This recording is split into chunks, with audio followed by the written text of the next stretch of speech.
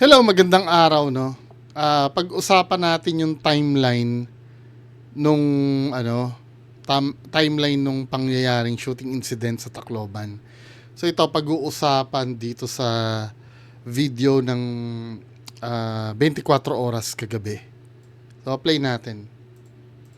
Suportado ng Philippine National Police sa mga mungkahing ibaba ang edad ng mga pwede magkaroon ng pananagutang kriminal. Edad na 12 ang isa sa sinisili. Inilahad na rin ng pulisya kung paano nakuha ng 2 menor de edad na suspect ang pinaputok nila mga baril. At Kapabayaan? Ano pa ba? Ano yun? Hindi man lang itinatago ng maayos nung baril kasi yan eh. 'Di ba? Kumbaga, 'di ba yung lason ilalagay nyo sa mataas na lagay para hindi maabot ng bata. Yan, baril yan eh. Mas lalo na yan. Dapat nga nakakandado yan eh kung saan man yan nakalagay eh. 'Di ba? ang posibilidad na may grupong ng udyok sa kanila. Narito ang aking pagtuto. Oo nga daw, sinasabi parang may mission daw. Para kasing medyo nagda-die down yung reason na nagda-die down yung reason na ito ay kaso ng bullying. Kasi ang sabi ng iba, kung bullying daw, ang pupunteryahin lang daw yung ng bully. Oo nga naman, Kasi kung sino-sino daw yung binaril eh. Sa pagtatagpi ng PNP sa timeline ng mga naging pangyayari, nagsimula ang malagim na araw ng San Jose National High School sa Tacloban kahapon sa pagdating sa paaralan ni alias Nash, ang 14 anyos na gunman, dakong alas 7:30 ng umaga. English speaking yan eh. Yung gunman na yan, kasi dito, ay salamat doon sa nag-translate nito ha. Merong nag-translate eh, papakita ko sa inyo yung conversation. Ito yung conversation, dahilan ng mga bata daw. Kasi parang sinasabi nila na hindi sila yata, parang ganito tama ha. English speaking, they could release us at 18 to 21 if we really change inside. No bro, it depends kung kasuhan kita whatever hindi ko maintindihan. Since 14 pala ako, ikaw 15. Kung may patong makakagawas kita 21 years. Right, ito sinabi, may translation si Sir Jello Doctolero dito eh. Sabing gano'n, nung isa, papalayain din tayo pag 18 to 21 if magbabago tayo sa loob. Sabing gano'n ng isa, hindi bro, depende kung kakasuhan tayo, alam mo na. Di yan basta mag-participate tayo sa juvenile. Sabi gano'n ng isa, di yan, basta mag-participate tayo sa juvenile. Pero makakasuhan tayo ng murder at illegal possession of firearms. Sabi ng isa, alam nila pala yung magiging consequence, grounds ito, di ba? Ibig sabihin, alam na nila yung sasapitin nila at alam nila talagang mali. Di ba? May pananagutan na sila nito. Pagka ganito. Sabi ganun nito isa, itong translation, salamat talaga Sir Jello ha. Shout out sa Sir Jello Doctolero. Pero makakasuhan tayo ng murder at illegal possession of firearms. Sabi niya, hindi bro, ninakaw natin yon. Hindi pwede makasuhan mga minors. Sabi ng isa, oo bro, illegal possession yan kasi wala tayong license. Oo, pwede tayong makasuhan pero sabi iba mag-handle sa atin kasi minor tayo. Talagang alam nila na na ganun yun. Tapos sabi nga na bro, juvenile may cell tapos school teaching other programs. Kung ano man ito, Yes bro, pero makakapatay man kita.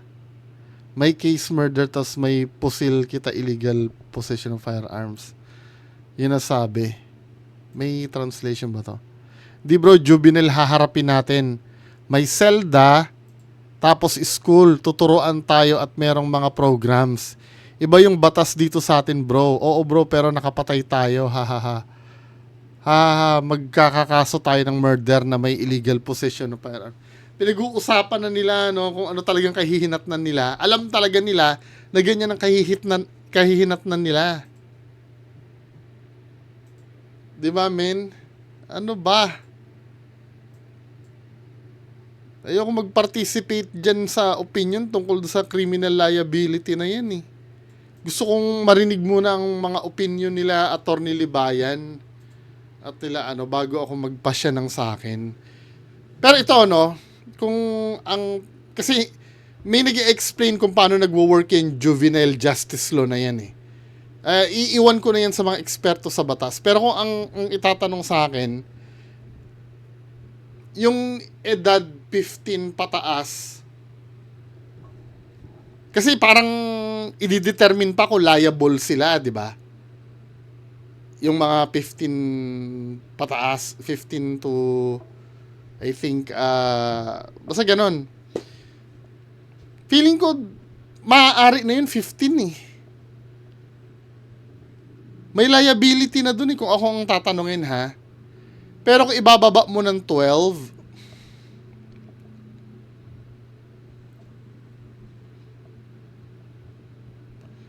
yung 12 ba, sometimes pag 12 kasi udyok lang ng mga kalaro or eh.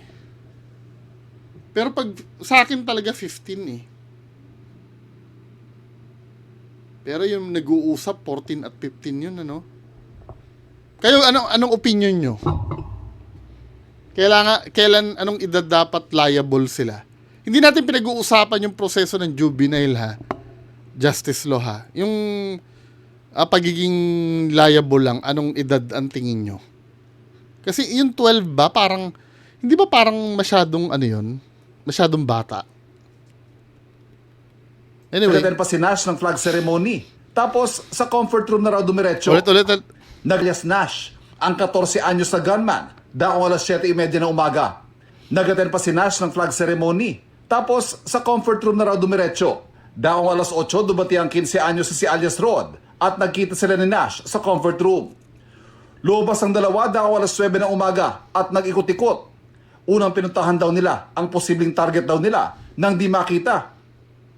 Nagsimula na silang magpaputok. Base doon sa isang witness, pagdating nila dito sa dulo ng koridor, ito si age 15, ito yung nag-verify kung nandoon yung target nila. No, kung wala doon, ang swerte doon, However, negative daw doon yung hinahanap nila, bumalik. So, para silang nag-tactical movement papunta doon sa whole stretch ng koridor at basta-basta na lang pumutok doon sa windows. So meaning, pwedeng bullying pa rin kasi may target sila eh. Ibinuhos na lang sa iba, Siguro para hindi na lang masayang yung mission nila. Di ba? Sabi ng PNP, 2 minuto nakalipas, rumesponde na ang Tacloban Police. Alas 9:30, nasukol ang unang suspect, ang 15 anyos na si alias Rod. Hawak ni alias Rod ang isang kalibre 38 revolver na may 5 bala pa. Ibig sabihin daw, isang beses lang itong nakaputok.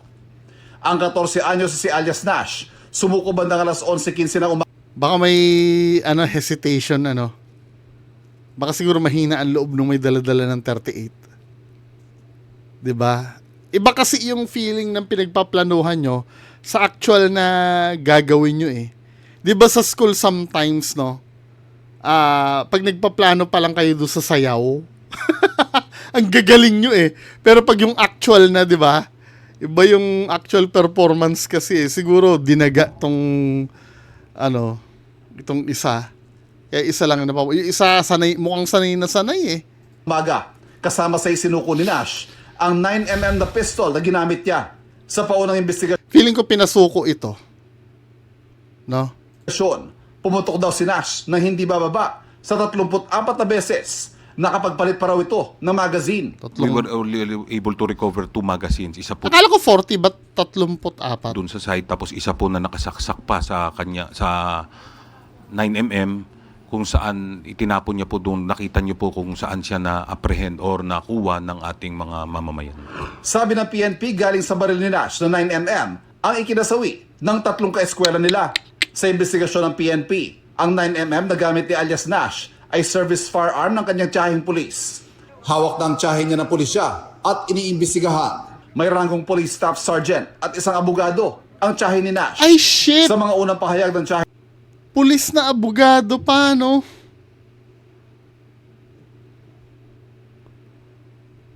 Aroy. pulis, inamin niyang minsang naisama ang pamangkin sa firing range sa mga may ranggong police staff sergeant at isang abogado ang tiyahin ni Nash.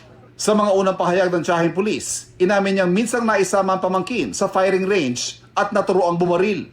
Ang baril daw niya, naiwan sa bahay. Galing po siya atin Kaya pala English speaking yung ano no, yung bata. Mukhang may kaya din yung lawyer no. Pag lawyer may kaya agad. Ang baril daw niya, naiwan sa bahay. galing po siya attending flag racing. Dumaan sa bintana ng bahay niya at yun na tuloy-tuloy nang nakuha yung firearm. Ang revolver Ano yun, nakapatong lang sa ano? Sa somewhere? Hindi mo nilalak yung firearm mo? Wala. Negligence pa rin, nakuha ng bata eh. Alam ng bata kung saan mo tinatago, min eh. naman na hawak ni alias Rod, nakarehistro sa isang security agency sa Cebu kung saan naging security guard ang lolo niya. Ayun! Lolo naman. Security guard ang lolo. Ingat si Lolo or pumunta sa work. Hindi pa raw binibili ng buong buo ng pulisya ang kwentong nabuli raw sina Nash at Rod, kaya dapat gaganti at mananakot lang. Isa sa tinitignan nilang posibilidad na may nang udyok at planado ang ginawa nila. We saw some indications na meron pong ibang grupo na pwedeng nag-udyok. All indications point to the fact na na-plan po talaga. We can only say na doon po sa initial na investigation natin, lalo na po itong si CICL alias Nash, ay heavily influenced po ng online content. Meron po kaming nakita na ano niya, aside from his own post na mga violent videos, meron pa pong tinitignan tayo na iba pa pong grupo or mga kinakasalihan niya kung saan na pwedeng nag-udyok sa kanya para gawin po ito. Sa group chat din ng dalawang suspect, pinag-usapan pa raw ng dalawa na dahil mga minor de edad sila, ay hindi raw sila mapapanagot sa ilalim ng batas. Nakakabahala din dahil parang may alam ka na inaaral din nila. Lawyer ang ano eh. Lawyer ang tsahin eh. Siguro tinatanong-tanong niya na yan, ano? Babasa ng batas. Kasunod ang insidente ito at ng mga naunang insidente ng karahasan kung saan minor de edad ang salarin, nabuhay ang mga mungkahing amyandahan ng batas para ibaba ang criminal age of responsibility. Ang PNP, pabor dito at bukas daw dito ang Pangulo, ayon kay Palace Press Officer Claire Castro. The PNP is supporting the lowering the age of criminal responsibility po. Age what, Colonel? We are thinking 12 years old po. Wala pa pong napag-uusapan tungkol sa edad. Pero ang sabi nga natin, kung ano man ang maibibigay na version ng Kongreso, at titignan po yan ng Pangulo. Pero sa ating pagkakaalam, yes, open ang Pangulo kung mabababa man ang edad po. Bukas din ang Malacanang sa mga mungkahing paghihigpit sa mga social media platforms at online games na marahas at maaaring nakaka-impluwensya sa mga kabataan na gumawa ng masama. Ivan Mayrina, nakatutok. Kailangan talaga maghigpit na ngayon eh, no? Kasi kung hindi naman gagawin. Ba't ang nakakalungkot lang, no? Ba't kailangan may mangyari pang ganito? No? Bakit kailangan may mangyari pang ganito bago maayos yan? Kasi noon, before, may nagmumungkahi na ibaba yung responsibility na yan eh. Diba? Tapos bigla mong siseryosohin dahil may nangyari na. Anyway, wala eh. Ganun talaga, no? Kailangan may mangyari talaga. Pangit man pakinggan, pero kailangan may mangyari talaga bago kumilos ang lahat, no? At yung, halimbawa, kung magiging batas man yun or maamyendahan man yung batas na yun, seryosohin. Kasi hindi na biro min eh. Diba? So, yan lang muna ang pag-uusapan natin ngayong araw. Magandang araw sa inyo lahat. Bye-bye.